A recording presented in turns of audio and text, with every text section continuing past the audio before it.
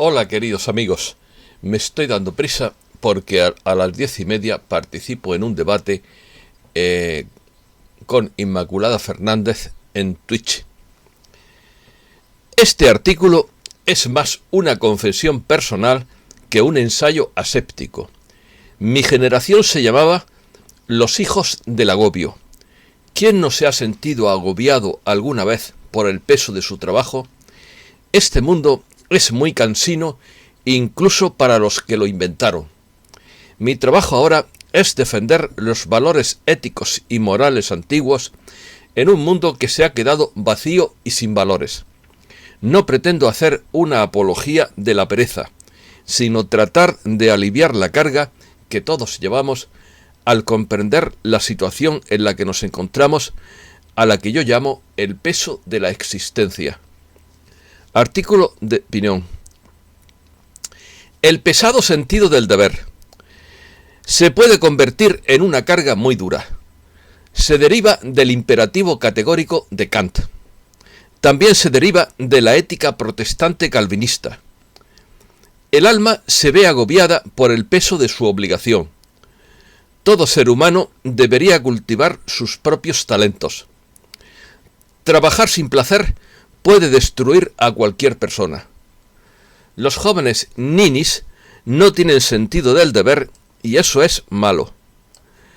El sentido del deber está muy arraigado en nuestra cultura. El estoicismo es la fortaleza o dominio sobre la sensibilidad. Para Schopenhauer, la vida se supera con voluntad de poder. Opina que la servidumbre a la voluntad es la raíz del sufrimiento. Muchos han buscado la redención a través de la negación ascética. Schopenhauer sintió el dolor del mundo y la miseria de la existencia. Vio la voluntad humana como nuestra única ventana a la realidad. El ser humano se convierte en una máquina cuando tolera el aburrimiento. Schopenhauer no solo es un filósofo, sino que además es mi gurú personal. No todo el mundo puede practicar la dulce ociosidad del dolce far niente. Detienen en Moscú a 2 personas que planeaban un golpe de Estado en Bielorrusia. El gobierno español se enfrenta a responsabilidades penales por la limitación de derechos. Comenzamos. Está bien tener sentido del deber y cumplir cada uno con su trabajo, pero a veces este sentido del deber nos persigue toda la vida y se puede convertir en una pesada carga, en un imperativo categórico que nos amarga la vida. Yo no uso despertador porque siempre hay alguien invisible que me despierta de mala manera, como si yo fuera un holgazán, para que cumpla con mi trabajo.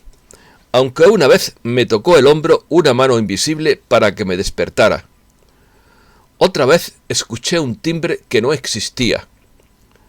O incluso escuché en el entresueño un cornetín militar tocando a Diana. A veces el alma se ve agobiada por el peso de la obligación y me recuerda la frase del maestro: Padre, aparta de mí este cáliz, pero que no se haga mi voluntad, sino la tuya. También me recuerda a los Upanishads de la antigua India, que dicen que el universo se sostiene a costa del sacrificio personal. Y solo se me ocurre comentar que este universo debe ser muy pesado de sostener, por lo menos en la tercera dimensión, porque se va haciendo más ligero a medida que asciendes. Pero miro con nostalgia a mi infancia, cuando apenas tenía obligaciones. Muchos jóvenes ninis que ni estudian ni trabajan no tienen sentido del deber, y eso tampoco es bueno, porque no se pueden buscar la vida sin sentido de responsabilidad. Desde niños llevamos el sentido del deber y de la ley cuando nos enseñan nuestros deberes y a respetar la propiedad ajena. Pero muchos malentendidos han distorsionado el concepto que tiene cada persona del sentido moral de la ley. Como dijo Bertrand Russell, El sentido del deber es útil en el trabajo, pero ofensivo en las relaciones personales, porque la gente desea ser amada. Un imperativo es un deber o exigencia inexcusable. El deber es estar obligado a algo por la ley, divina, natural o positiva. Un deber es un compromiso o expectativa de realizar alguna acción en general o si surgen ciertas circunstancias. Un deber puede surgir de un sistema de ética o moralidad, especialmente en una cultura de honor, como la que yo me crié. Muchos deberes son creados por ley, a veces incluyendo un castigo codificado o responsabilidad por incumplimiento. El cumplimiento de su deber puede requerir algún sacrificio de interés propio. Y tanto. Estoicismo. Para ayudarnos a llevar esta carga recurrimos al estoicismo, que es la fortaleza o dominio sobre la propia sensibilidad, y se deriva de una escuela filosófica fundada por Zenón y que se reunía en un pórtico de Atenas. El estoicismo es una escuela de filosofía helenística fundada por Zenón de Citium en Atenas a principios del siglo III a.C. Es una filosofía de la ética personal informada por su sistema de lógica y sus puntos de vista sobre el mundo natural.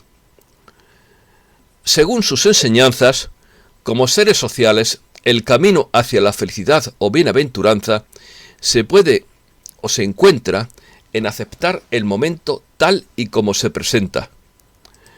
Al no dejarse dominar por el deseo de placer o por el miedo al dolor, por usar la mente para comprender el mundo y hacer su parte en el plan de la naturaleza, y trabajar juntos y tratar a los demás de manera justa y equitativa.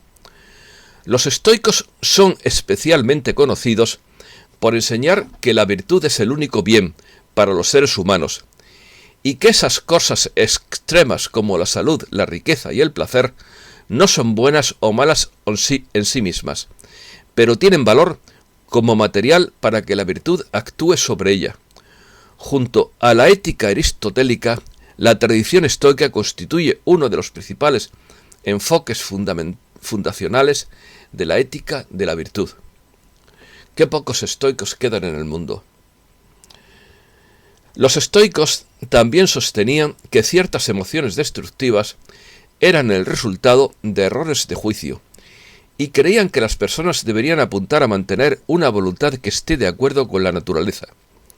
Debido a esto, los estoicos pensaron que la mejor indicación de la filosofía de un individuo no era lo que una persona decía, esto siempre lo digo yo, sino cómo se comportaba una persona. No escuchen a las palabras, observen el comportamiento. Es lo que se llama predicar con el ejemplo. Para vivir una buena vida, uno tenía que entender las reglas del orden natural, ya que pensaban que todo estaba enraizado en la naturaleza. Muchos estoicos, para mí admirados, como Séneca y Epícteto, destacaron que debido a que la virtud es suficiente para la felicidad, un sabio sería emocionalmente resistente a la desgracia. Esta creencia es similar al significado de la frase calma estoica, aunque solo un sabio puede ser considerado verdaderamente libre y todas las corrupciones morales son igualmente viciosas. Imperativo categórico. El imperativo categórico es el concepto filosófico central en la filosofía moral deontológica de Immanuel Kant. Se define como una forma de evaluar las motivaciones para la acción. Según Kant, los seres sintientes ocupan un lugar especial en la creación, y la moralidad puede resumirse en un imperativo o mandamiento último de la razón, del que derivan todos los deberes y obligaciones. Define un imperativo como cualquier proposición que declara necesaria una determinada acción o inacción. En 1785 apareció la fundamentación de la metafísica de las costumbres. En este libro, Kant logra una nueva fundamentación trascendental de la ética, intentando averiguar qué es la conducta humana y cuál es el principio de su valoración. Kant no pretende elaborar una nueva moral, sino descubrir el principio conforme al cual se pueda explicar cualquier hecho moral de la vida. A este principio lo llama en su terminología imperativo categórico. Kant también aplica el imperativo categórico en el fundamento de la metafísica de la moral sobre el tema de no cultivar los propios talentos. Propone un ser humano que si cultivara sus talentos podría traer muchos bienes a la comunidad. Pero tiene todo lo que quiere y preferiría disfrutar de los placeres de la vida. El ser humano se pregunta cómo funciona la universalidad de tal cosa. Pues por supuesto que debemos cultivar los talentos y aportar nuestras creaciones a nuestra comunidad. A mi juicio, claro. Si bien Kant está de acuerdo en que una sociedad podría subsistir si todos no hicieran nada, señala que el ser humano no tendría placeres para disfrutar porque si todos dejaran que sus talentos se desperdiciaran, no habría nadie que creara los lujos que crearon esta situación teórica en el mundo. No solo eso, sino que cultivar los propios talentos es un deber para con uno mismo. Por lo tanto, no se pretende universalizar la pereza, y un ser racional tiene el deber imperfecto de cultivar sus talentos. Consejo o sugerencia: no desperdicien sus propios talentos. Cada uno los tenemos y cada uno son diferentes. Calvinismo. A veces envidio a esos hippies vestidos de colorines con sangre de horchata, que les resbala todo, se les pasea el alma por el cuerpo y solo te dicen paz y amor, hermano. Pero no he conseguido llegar a esa beatitud. Quizás sea porque yo no fumo ni tabaco. Alguien me dijo que he desarrollado un sentido calvinista del trabajo para sobrevivir, o que tuve una madre demasiado severa. Sea lo que sea, el hecho es que yo llevo un negrero en el interior de mi mente que a veces me pega hasta latigazos para espabilarme y hacerme trabajar como un esclavo, aunque en este caso me gusta mi trabajo. Es algo vocacional y algo que forma parte de mi misión de vida. Y también lo hago para ganarme la vida como todos los trabajos. ¿Por qué? Porque tengo una pensión muy baja. A veces trato de practicar el dolce far niente italiano, pero no siempre lo consigo. Dolce far niente significa en italiano dulce ociosidad, y es un poema del poeta finlandés Aaro Heijakoski, publicado por primera vez en su colección de 1928, El espejo de hielo, notable especialmente por su tipografía experimental, y fue objeto de un estudio sobre la relación entre el manuscrito o prueba y la versión impresa. La ética protestante y el espíritu del capitalismo. Max Weber escribió que el capitalismo en el norte de Europa evolucionó cuando la ética protestante calvinista, esto que he dicho es el título de un libro, cuidado, en el libro tenía que haber dicho. Bueno, lo repito.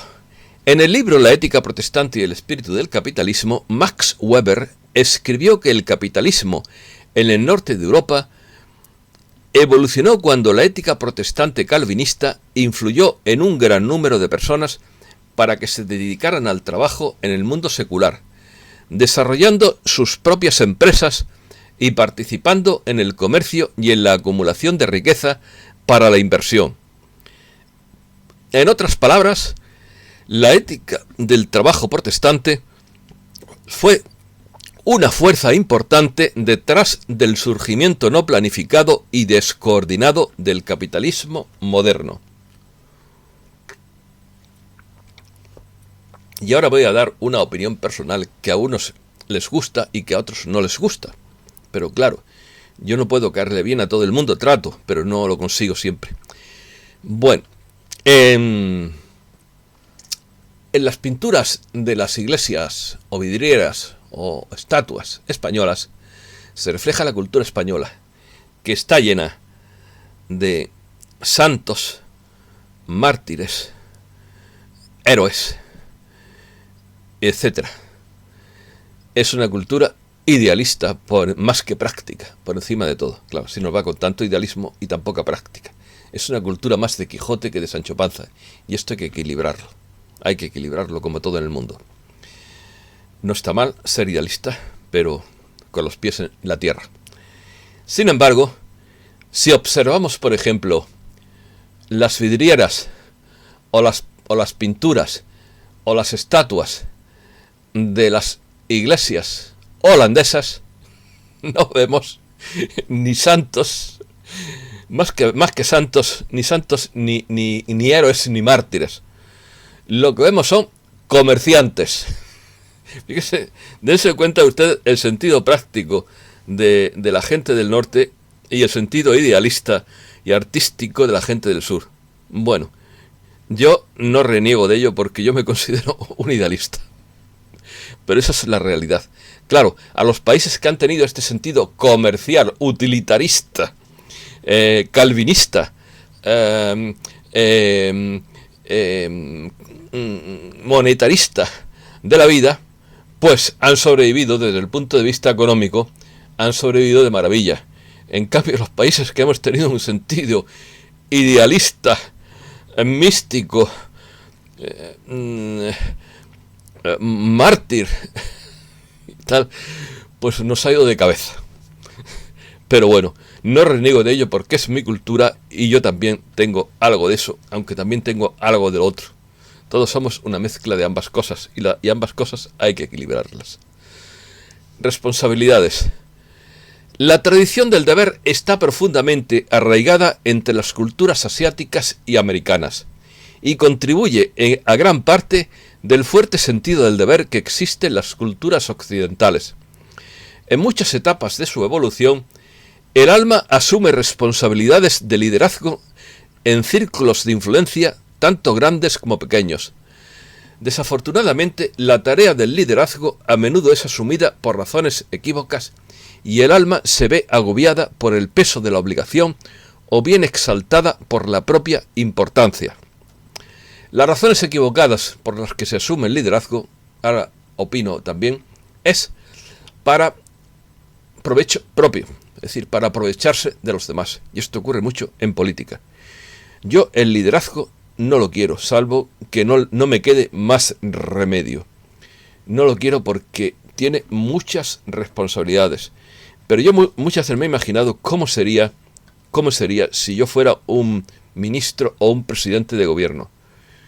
Pues yo sería ante todo moderado, porque en el término medio está la virtud. Moderado no significa ser de centro, que a veces el centro reúne los defectos de ambos lados.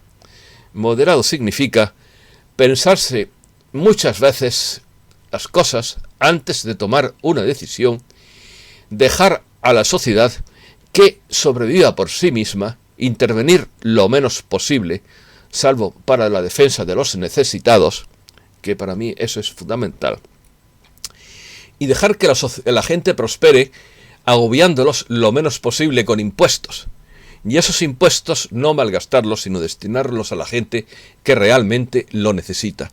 Eso sería mi ideal en caso de que a mí me tocara un puesto político, pero no lo quiero porque es una carga muy pesada, muy pesada. Si tomas una decisión equivocada, no solamente puedes tener consecuencias jurídicas, sino que puedes tener remordimiento de conciencia para toda la vida si tienes conciencia, que hay gente que no la tiene. El verdadero liderazgo espiritual requiere de la cualidad radiante del carisma o del entusiasmo contagioso. Cuando el alma se ve encendida a partir de su interior por la identificación positiva con sus ideales internos, su altruismo puede nutrir e inspirar a los demás. Tal liderazgo nada tiene que ver con la voluntad coercitiva que manipula a los demás, ni con la ejecución de las propias responsabilidades como una obligación. Por el contrario, es una alegría interna que energetiza a los demás. Esto lo saben bien los mandos y oficiales militares. La autoridad no es algo que se pueda imponer a latigazos, sino que es algo que hay que ganarse.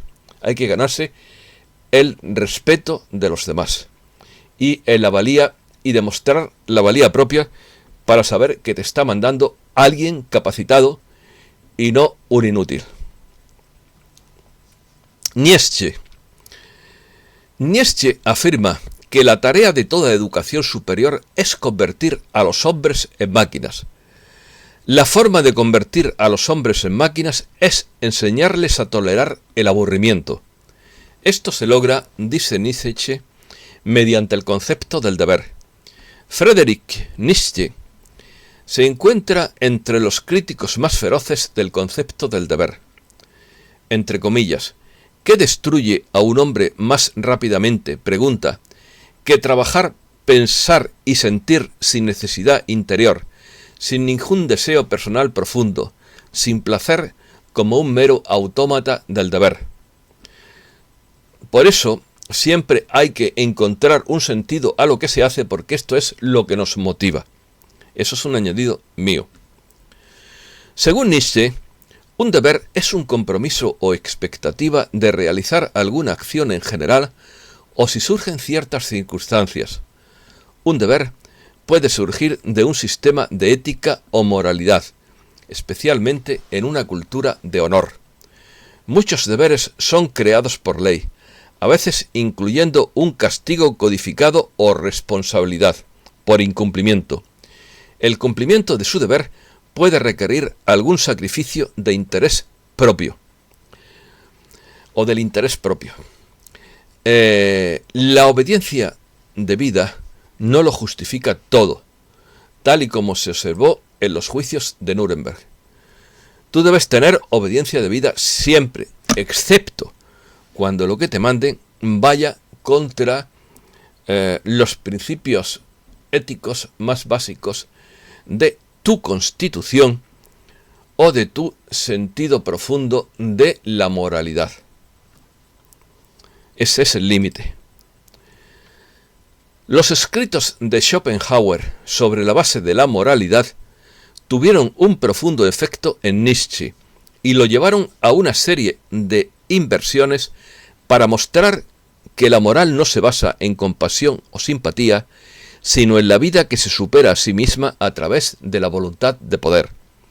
Schopenhauer no solo es un gran filósofo, sino que además es mi gurú personal, mi profesor. Schopenhauer.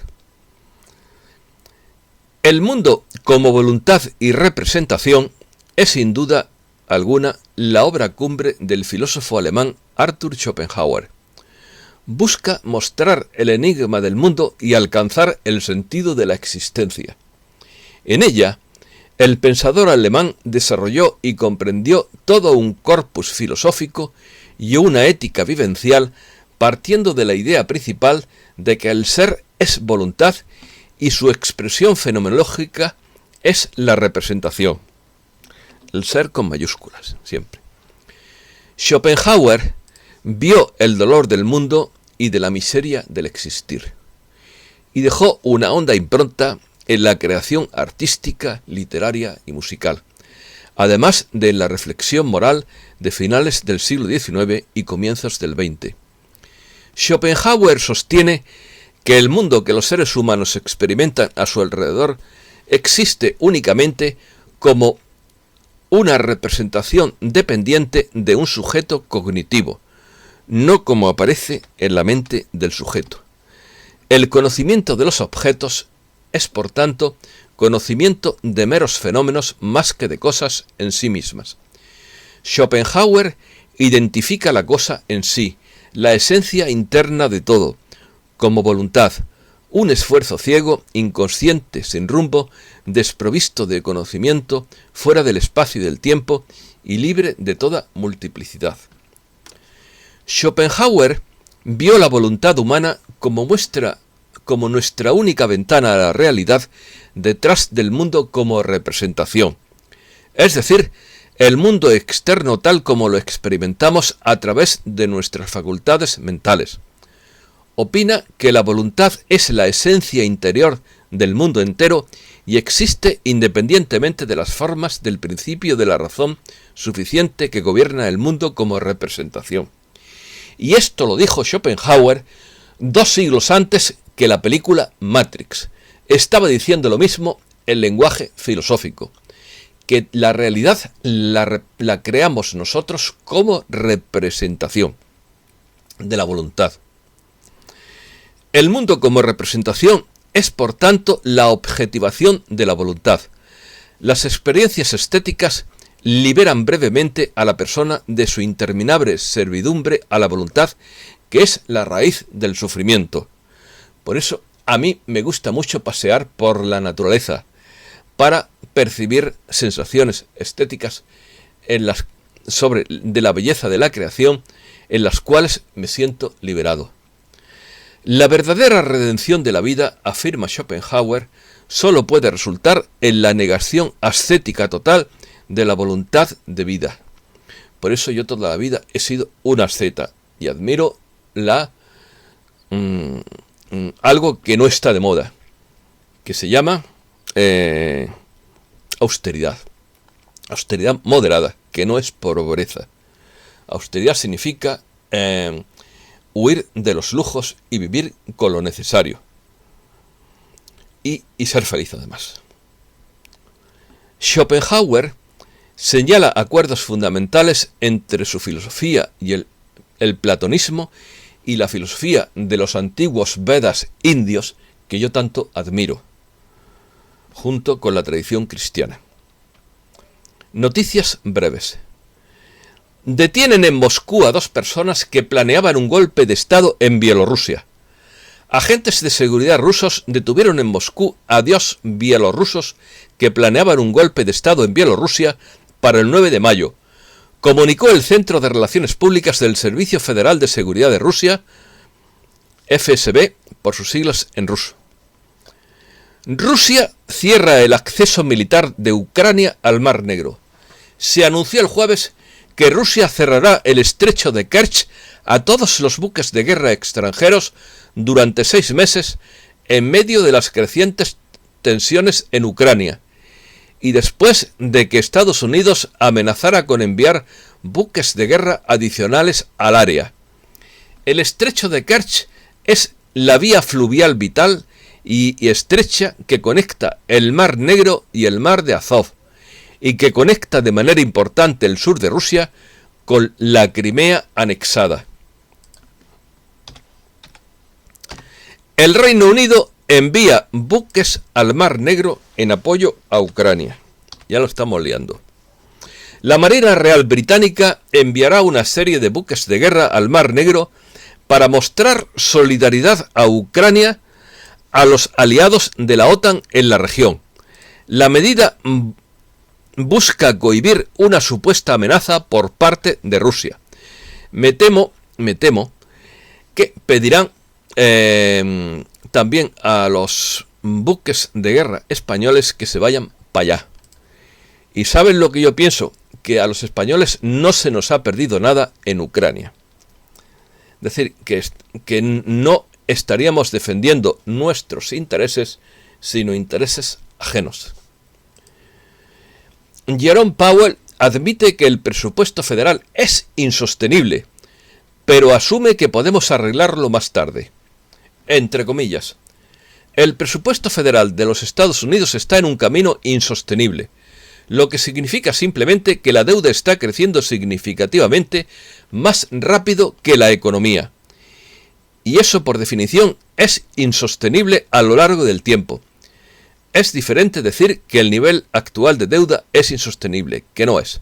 El nivel actual de deuda es muy sostenible, y no hay duda de nuestra capacidad para pagar y emitir esa deuda en el futuro previsible.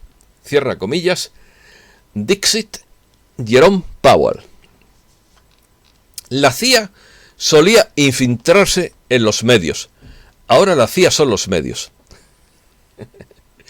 En los viejos tiempos, cuando las cosas eran más inocentes y simples, la Agencia Central de Inteligencia tuvo que infiltrarse encubiertamente en los medios de comunicación para controlar la información. Hoy en día no existe una separación significativa entre los medios de comunicación y dicha agencia. Condenada doña Hilaria, según Real News, un tribunal militar condenó el jueves a doña Hilaria por cargos de asesinato, conspiración para cometer asesinato, cómplice de lo mismo, tráfico de lo que ya saben, traición y sedición.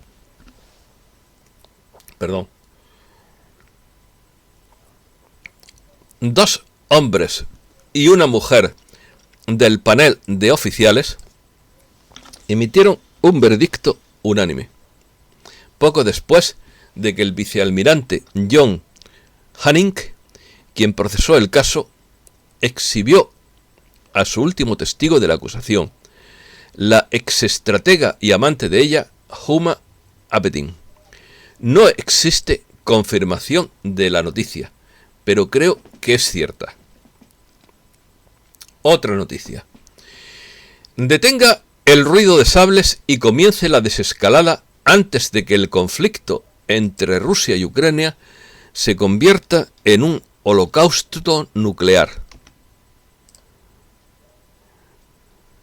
Dice el gobernador de Hawái a Biden. A menos que el mundo quiera ver a sus seres queridos, entre comillas, quemados vivos en un holocausto nuclear, los políticos deberían eliminar el acto machista y comenzar a desescalar. Esto es, según la excongresista estadounidense Tulsi Gabbard, gobernadora de Hawái y veterana del ejército. Aquí está su cita.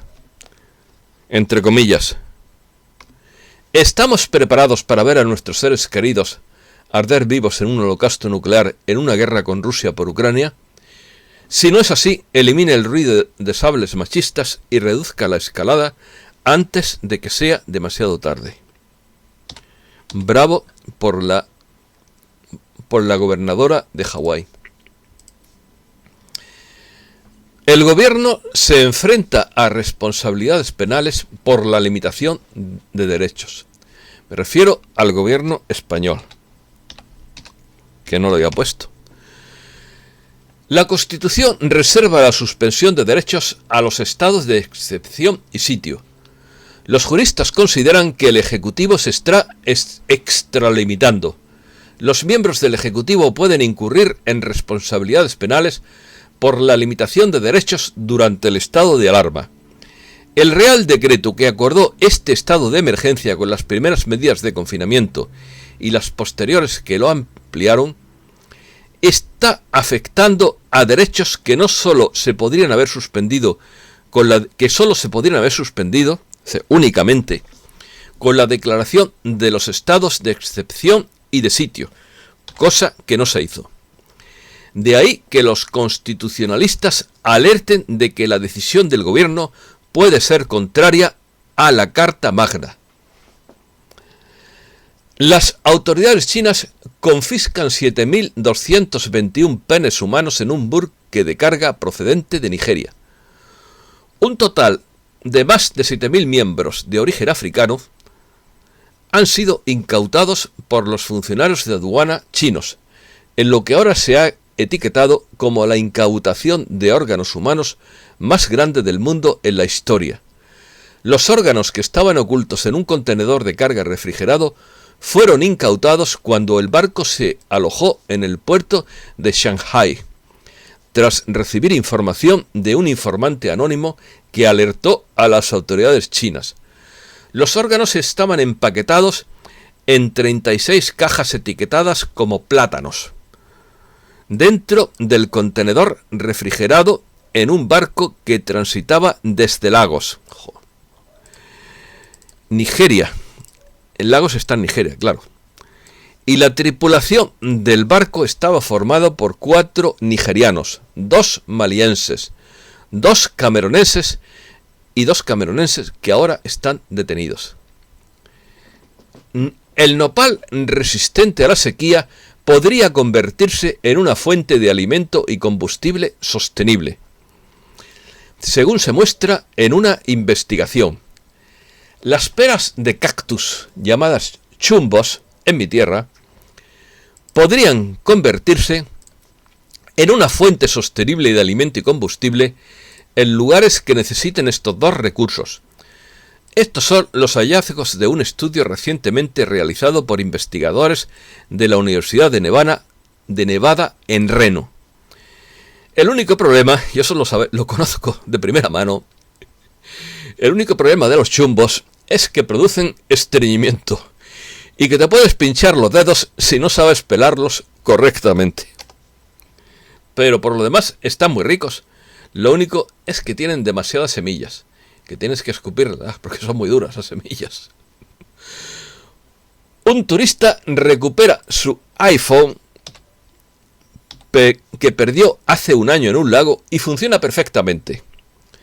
Un turista chino identificado como Chen Yi logró recuperar su iPhone 11 Pro Max en un año después de dejarlo caer en el lago de Sol y la Luna del condado de Nantou en Taiwán, China, tras las fuertes sequías de la isla. Según relata Chen en su cuenta de Facebook, cuando visitaba el lago el 15 de marzo, colocó su teléfono en una funda impermeable colgada de su cuello mientras realizaba surfing de remo. Sin embargo, en una de las ocasiones se perdió el equilibrio y terminó en el agua, por lo que extravió su móvil. Última noticia. Estudian prohibir la venta de cigarrillos a las personas nacidas después de 2004 para crear una nación libre de humo. El plan contempla asimismo una reducción significativa del nivel de nicotina permitido en el tabaco y establecer restricciones sobre dónde se pueden vender cigarrillos. Nueva Zelanda está estudiando una serie de medidas antitabaco que contemplan la prohibición de la venta de cigarrillos a las personas nacidas después de 2004 como parte de un plan para conseguir una nación libre de humo para 2025. Esto es todo y muchísimas gracias, amigos, y que sean felices este domingo.